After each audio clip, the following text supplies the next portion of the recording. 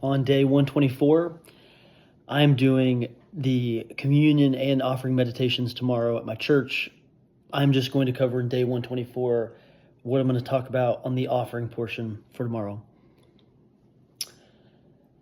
So I'll begin. Proverbs chapter 11, verses 24 and 25 says, "One person gives freely, yet gains even more. Another withholds unduly, but comes to poverty. A generous person will prosper. Whoever refreshes others will be refreshed."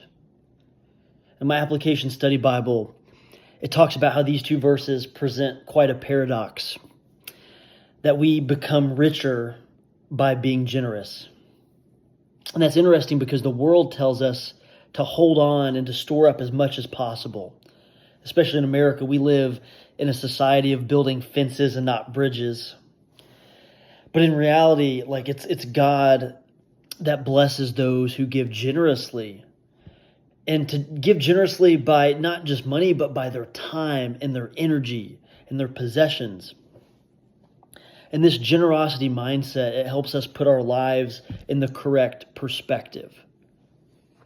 Because if we have this generosity mindset, we're going to realize pretty quickly that these things were God's. Our time and our energy and our possessions, all of those are God's. They were never ours to begin with. Like each minute that we have on this earth, each day that we move on healthy, on to the next day, every item we have in our home and every other item on this earth, all of those things are blessings from God.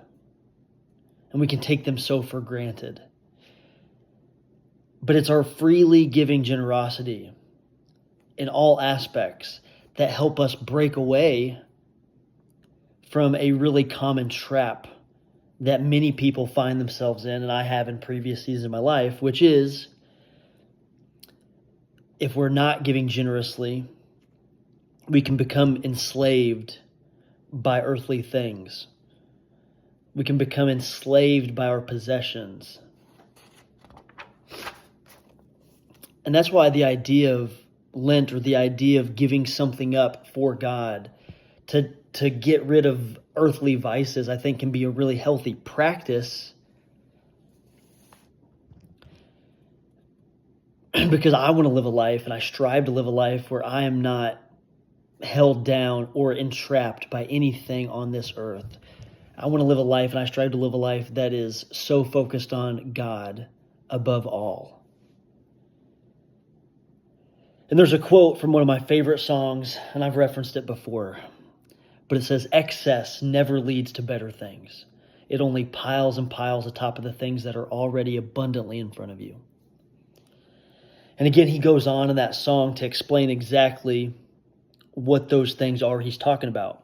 What is that abundance that's right in front of you that's the best things? And what those things are things that God has given us. They're things that are free, and they're things that are so much better than a comma in your bank account or a house or a car.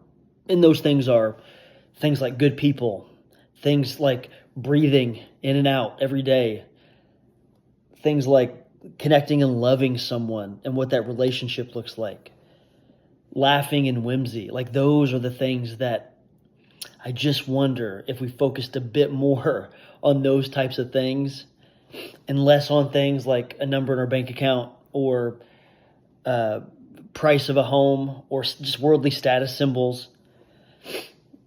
If we just focus less on that and more on people and those free things that I just talked about, how much more connected would we be as humans? And then more importantly, how much more would God be glorified? It's day 124.